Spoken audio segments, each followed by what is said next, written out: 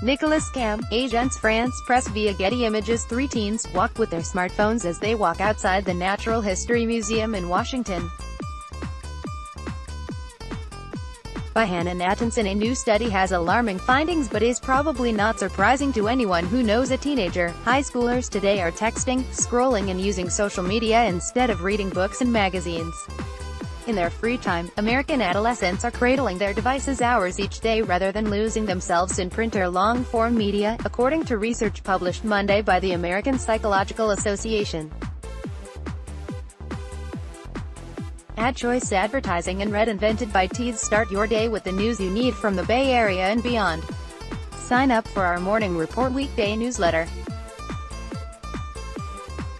In fact, 1 in 3 U.S. high school seniors did not read a book for pleasure in 2016. In the same time period, 82% of 12th graders visited sites such as Facebook, Twitter and Instagram every day.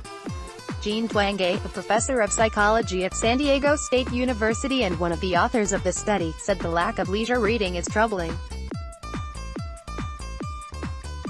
For her, the most important discovery hidden in the data is this statistic. In the 1970s, about 60% of high school seniors reported reading a book, magazine or newspaper every day. 4 decades later, in 2016, 16% of high school seniors reported doing so. This decline in reading print media, particularly the decline in reading books, it's concerning, said Twenge, author of IGN, Why Today's Super-Connected Kids Are Growing Up Less Rebellious, More Tolerant, Less Happy, and Completely Unprepared for Adulthood, and What That Means for the Rest of Us. The reason for the concern is that the skill set and attention it takes to digest concepts in long-form writing are quite different from glancing at a text message or status update, she said.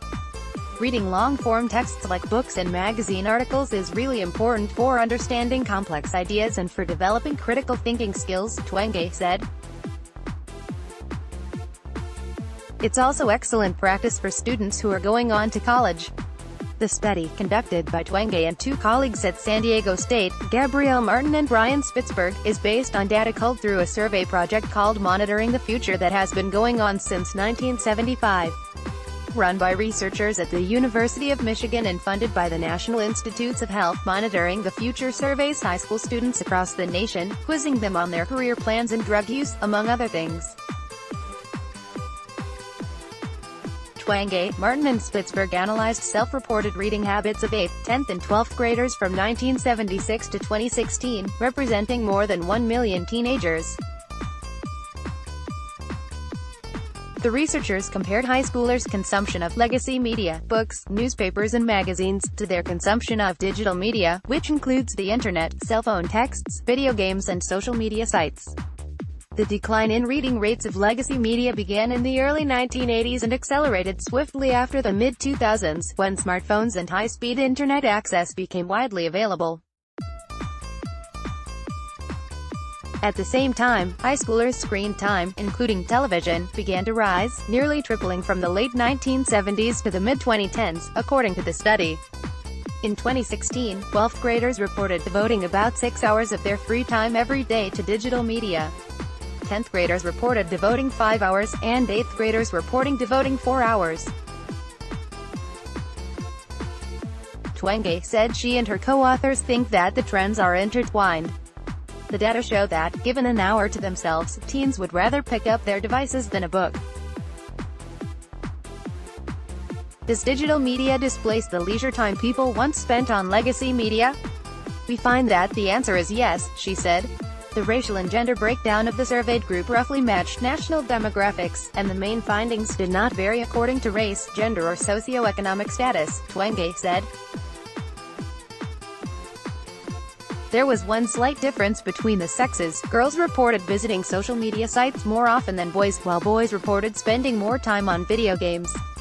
A survey question asking students whether and how often they read books, magazines and newspapers did not differentiate between print and electronic versions of these items. Twenge acknowledged that this could mean the study's results underestimate or discount the amount of time high schoolers spend reading online. But this is unlikely, especially with regard to books, she said. This study cites previous research in support of the idea that students view books and e-books as falling under the same umbrella, meaning the study's findings probably accurately reflect teenagers' reading habits. Twenge, herself a mother of 3, said she suspects many parents will find the new study worrisome. Not only could less time spent reading translate to poorer performance in college, but also social media usage has been shown to lead to increased social isolation and mental health issues. So, what can parents do to make their teenager put down the phone and crack open a book? The solution can require a complicated dance between coercion and suggestion, said Daniel Willingham,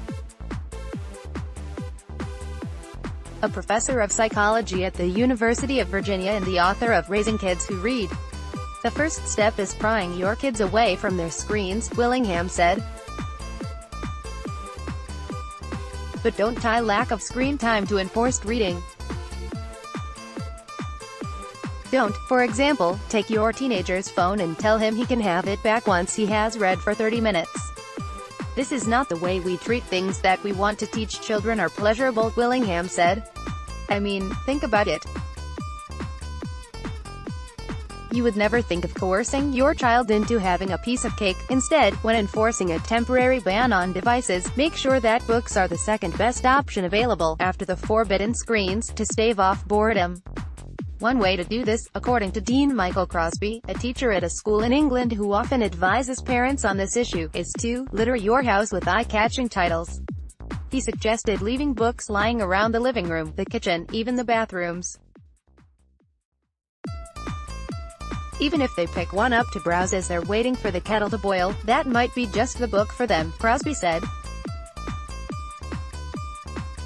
That might be the book that hooks them forever. Both Willingham and Crosby advised trying graphic novels. With their abundance of pictures, coupled with more mature themes and age-appropriate content, these books can help usher reluctant teens into the world of literature. Another way to instill a love for reading is to teach kids how useful it can be. The next time your child comes to you with a question, Willingham said, tell them to go find the answer by visiting a library and reading about the issue on their own.